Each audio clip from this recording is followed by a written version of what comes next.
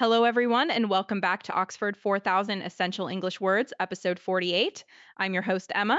And I'm Frank, your learning partner on this journey.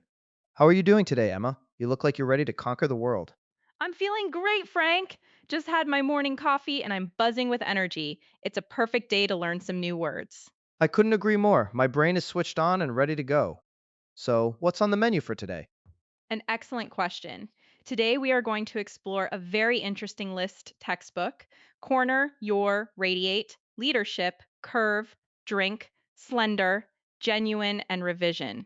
Wow, that's a real mix. We've got everything from study materials to body shapes and abstract qualities. This is going to be a fun ride. It certainly will. But before we dive into our word by word deep dive, we'd like to give a huge thank you to our listeners. If you find our podcast helpful, please take a moment to save, like, subscribe, and hit that notification bell. That's right. Your support is what keeps us going and helps us create more and more polished episodes for all of you. Every click counts. Let's start with our first word textbook. A textbook is a book used as a standard work for the study of a particular subject. In Chinese, that's 教科书. Ah, textbooks. I have vivid memories of carrying a backpack full of heavy textbooks in university. But the word is used in another way too, right?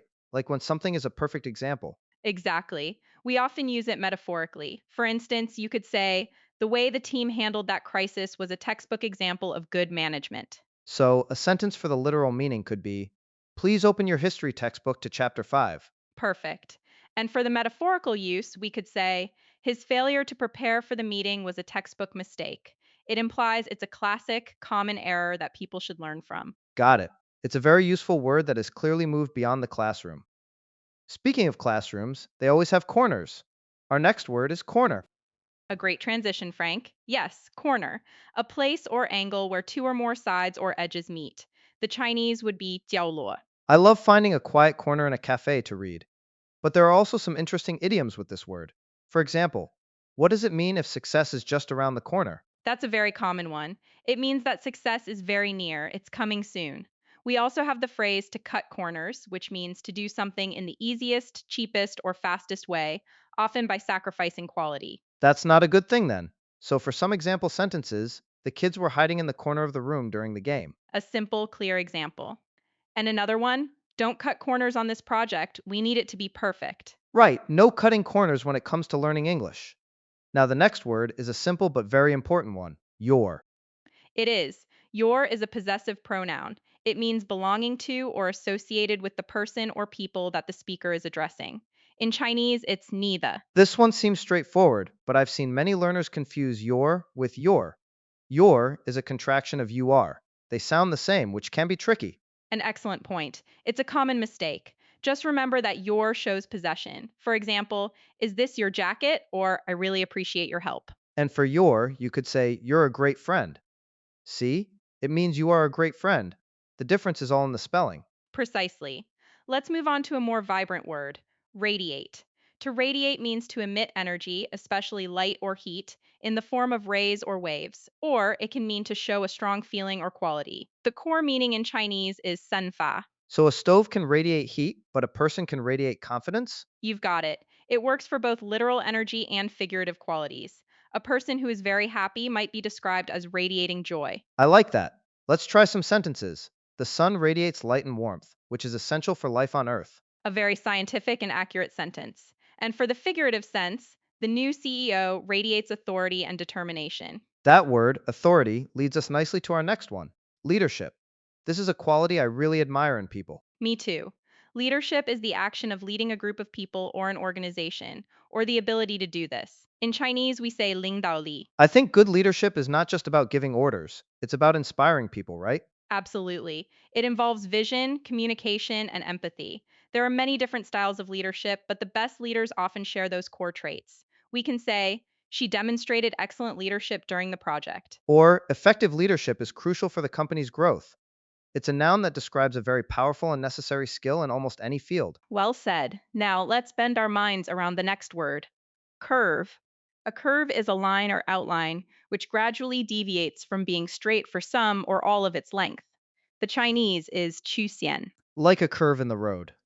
But this word also has some great idiomatic uses. For example, what's a learning curve?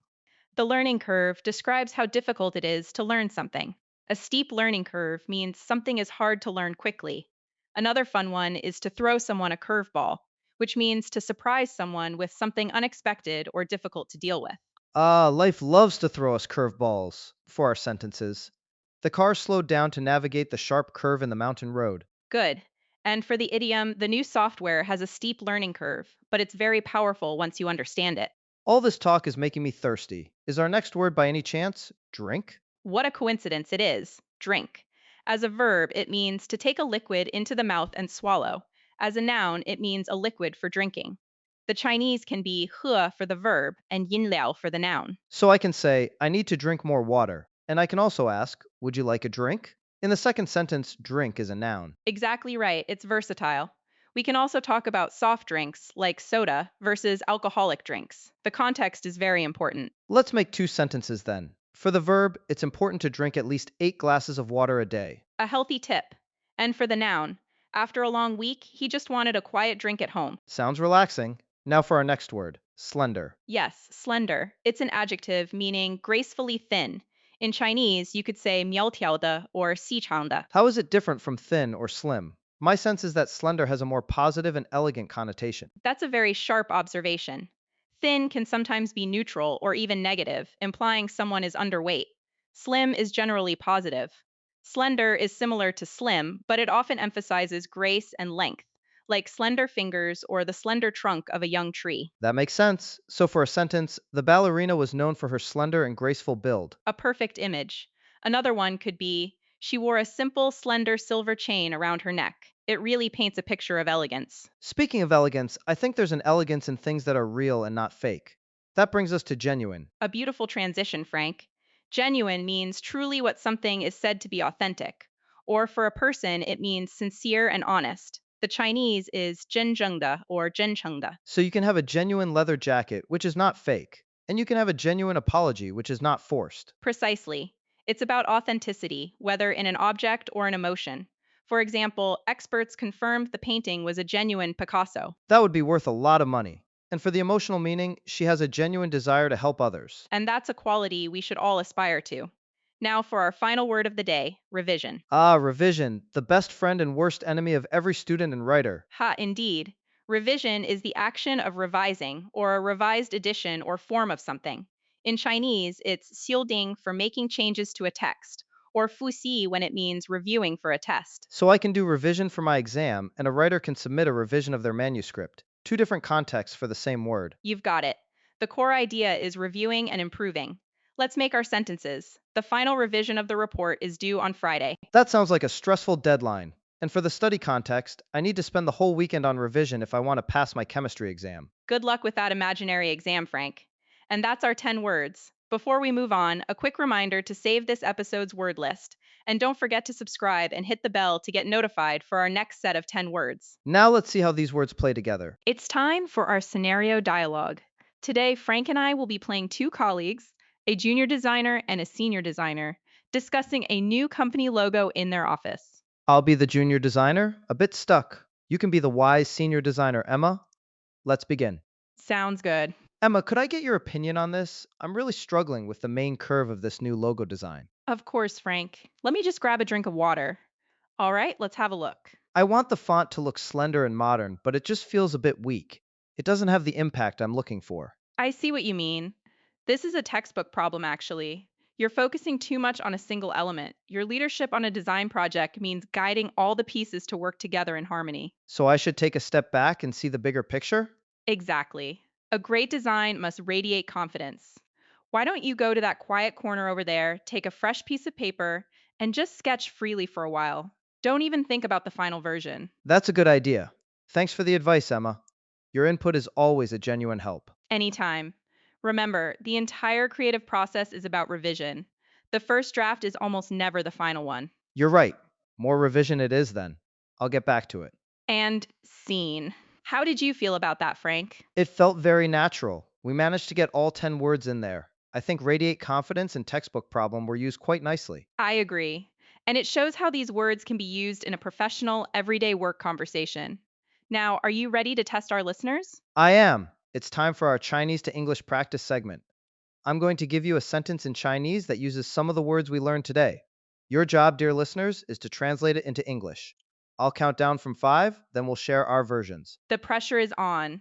Let's hear the first challenge. All right, here is the first sentence. It uses textbook and genuine. 这本教科书提出了一个真正的挑战，它要求我们批判性的思考，而不仅仅是记忆事实。I'll repeat that. 这本教科书提出了一个真正的挑战，它要求我们批判性的思考，而不仅仅是记忆事实。Your time starts now. 5, 4, 3, 2, 1. Time's up. That was a tricky one. My version would be this textbook presents a genuine challenge, as it requires us to think critically and not just memorize facts. That's a great translation. Very clear. I was thinking something similar. This textbook poses a genuine challenge, requiring us to think critically instead of simply memorizing facts. Using poses is a nice alternative to presents. Both work perfectly. The key is to capture that idea of a genuine challenge and the contrast between critical thinking and memorization. Ready for the next one? Let's do it. This next sentence uses leadership, radiate, and your. 你的领导力是天生的，你总是散发出一种让团队成员信任你的自信。Again, 你的领导力是天生的，你总是散发出一种让团队成员信任你的自信。Okay, thinkers, you have 5 seconds. 5, 4, 3, 2, 1. That's a very complimentary sentence. I would translate it as your leadership seems natural. You always radiate a confidence that makes your team members trust you. Oh, I like seems natural.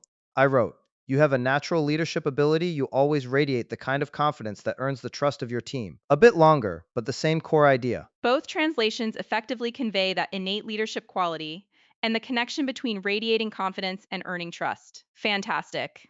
We have time for one more. Okay, this last one is a bit more narrative. It uses revision, slender, corner, and drink. 经过修订后，他那苗条的身影消失在街角的一家小酒吧里。